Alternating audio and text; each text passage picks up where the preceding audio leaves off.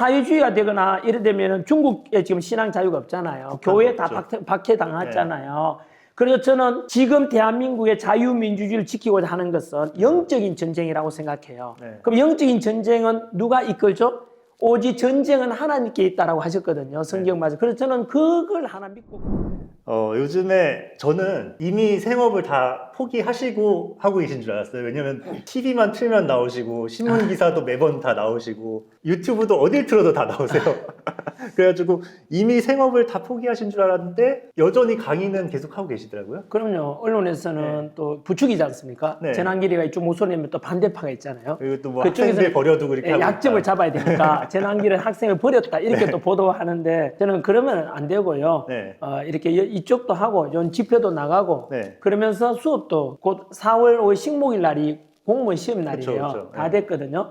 그들 위해서 오늘 저는 요 끝나고 이제 저녁에 수업을 해야 돼요. 학생들 신경도 써줘야죠. 다만 이제 처음에는 요걸 좀 하더라고 학생들이요. 네. 근데 이제는 바뀌었어요. 처음에는 전환기 선생님이 역사 강의할 때 정치적인 멘트 안 하는데 왜 갑자기 네. 이러냐. 왜냐하면 학생들 중에도 정치 성향이 다를 수 있잖아요. 그렇죠. 그런데 처음에는 그러다가 제가 네이버 카페를 운영하거든요. 네. 수업을 소통하면서 내가 이제 이렇게 4번 정도 쓰니까 학생들이 이제는 왜냐하면 제가 처음에는 학생이 오해하는 게 전환기는 이제 뭐 국회의원 하려고 하나? 아니다. 나는 정치 못한다. 네. 두 번째는 또 뭐 유튜브 구독자 늘려서 돈 벌려고 하나? 네. 아니 유튜브 꽃보다 전환기 채널은 편집자가 돈 다 가져가고 내가 얼마 버는지도 모른다. 네. 뭐 하여튼 그래서 제 진정성을 안 거죠. 전환기 쌤이 욕먹을 것 뻔히 알면서 이렇게 하는 것은 바로 2030 세대들이 살아갈 대한민국. 지금 저는 위기의식이 되게 강하거든요. 그렇죠. 대한민국이 까딱잘못하면 무너진다. 네. 그래서 우리 미래 세대, 청년 세대들이 살아갈, 내 제자들이 살아갈 이 세상을 위해서 이런 역할을 해야 된다라고 목소리를 내니까 그걸 네. 수험인들이 이제 이해를 하고 있어요.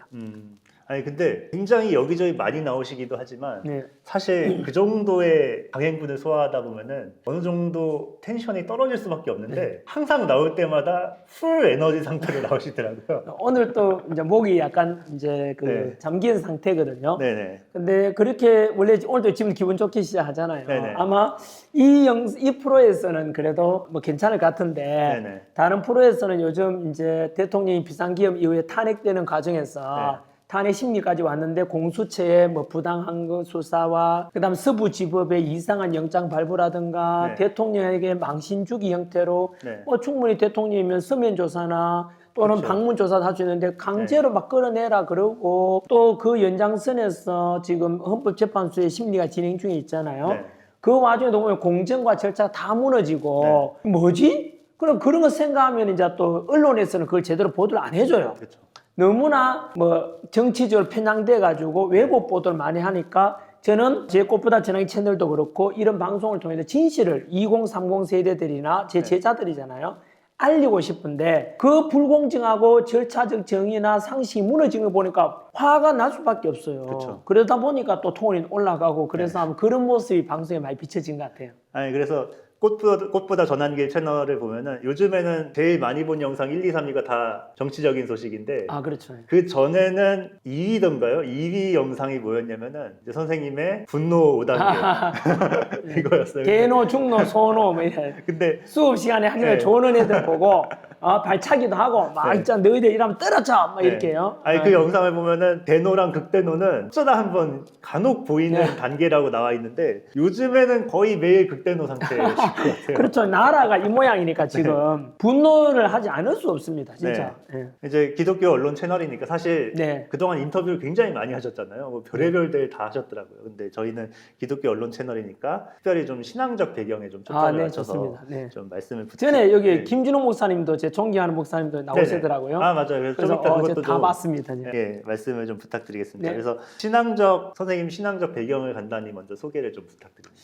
저는 원래 대학교 다닐 때 여자친구가 교회 다녀가지고 네. 그때부터 이제 교회 다니기 시작했고요. 네. 지금의 아내죠. 근데 실제로 예수님을 이제 이렇게 인격적으로 만나기 시작한 것은 제가 대구에서 수능 강사하다가 이제 그 학원 이사장이 되고 경영에 참여하거든요. 네. 출판사도 대표가 되고 그래서 경영에 참여했다가 다 실패했어요. 네. 그래서 수능 강사들 번 돈 다 이렇게 날리고 심지어 빚도 25억이나 지거든요. 네. 개인한테 빚이 너무 크잖아요. 그렇죠. 그래서 그 25억 빚지고 제가 10년간 이제 신불자 생활을 하거든요. 그때 이제 25평이 너무 크니까 제가 기댈 곳은 제 혼자 힘으로 안 되잖아요. 그때 제가 하나님께 모든 걸 내려놓거든요.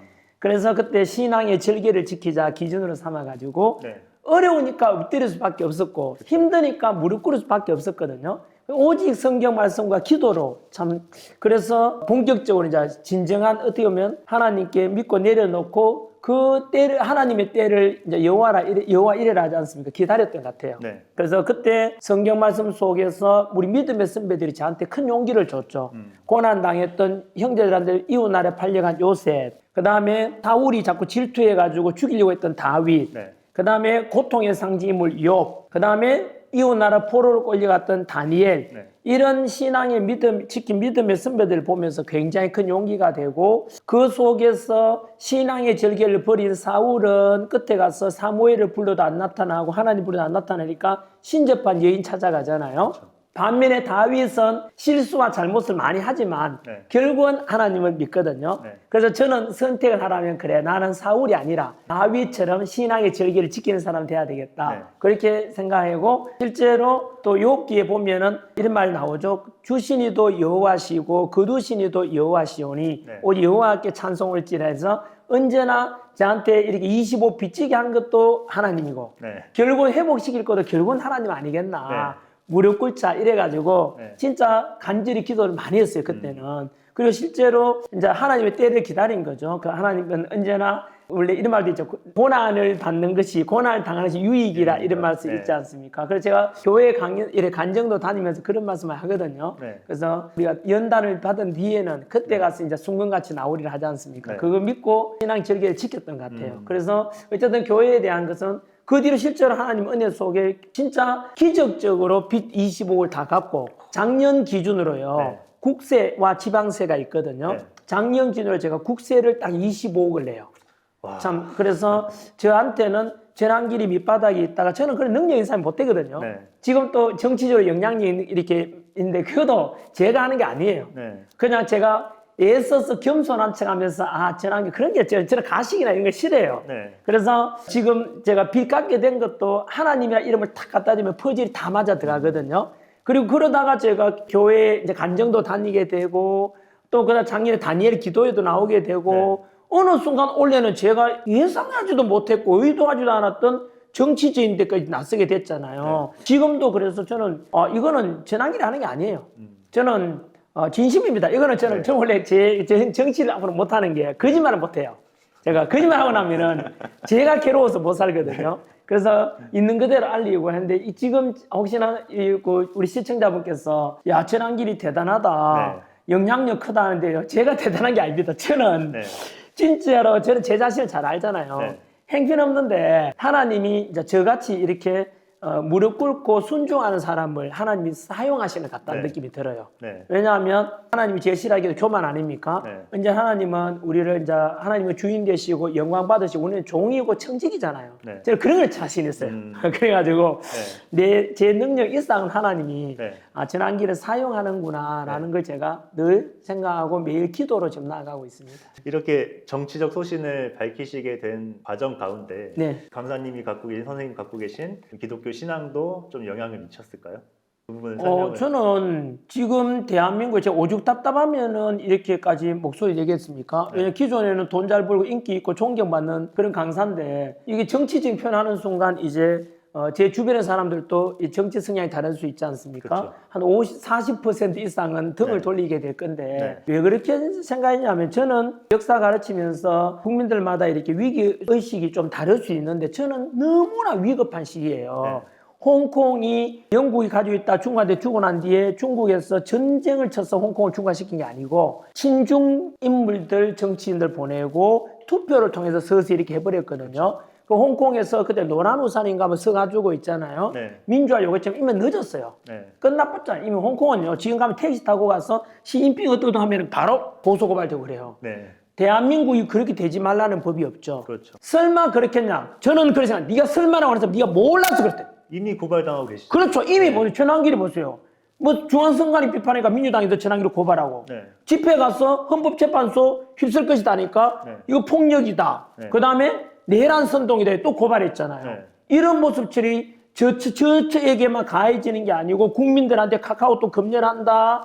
이게 뭐죠? 결국에는 저는 이러다가는 우리나라도 결국은 홍콩처럼 될 수 있다고 저는 생각해요. 그렇죠. 너무나 큰 위기, 절체절명이라 생각해요. 네. 그런 속에서 제가 침묵하게 되면은 먼 훗날에 제 인생사적으로도 네. 이거는 그때 내가 너무 비겁했다. 뻔히 알았지 않냐, 전환기 너는.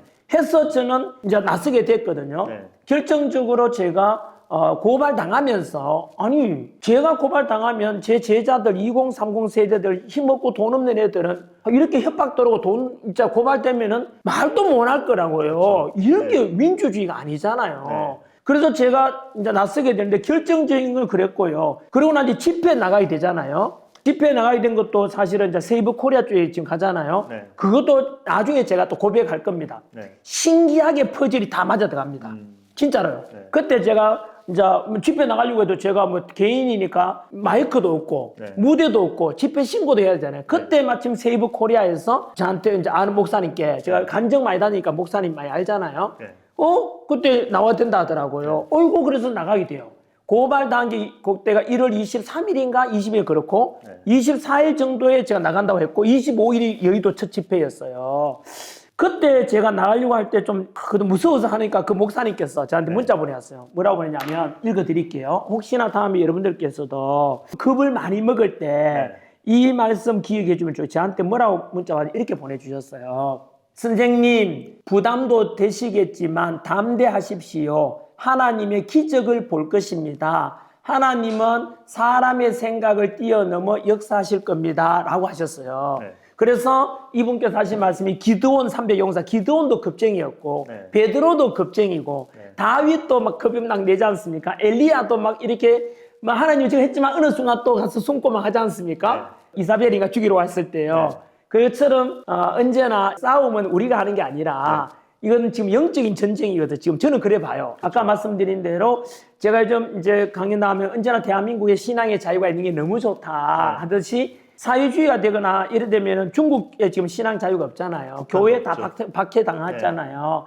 그래서 저는 지금 대한민국의 자유민주주의를 지키고자 하는 것은 영적인 전쟁이라고 생각해요. 그럼 영적인 전쟁은 누가 이끌죠? 오직 전쟁은 하나님께 있다라고 하셨거든요. 성경 맞아. 그래서 저는 그걸 하나 믿고 그거 하나 붙잡고 지금 나오게 됐어요.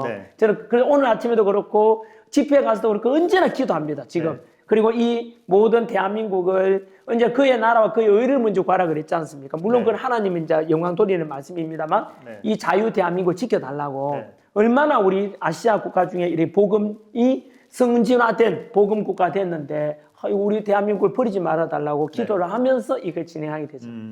저는 영적인 전쟁이라고 봐요. 네.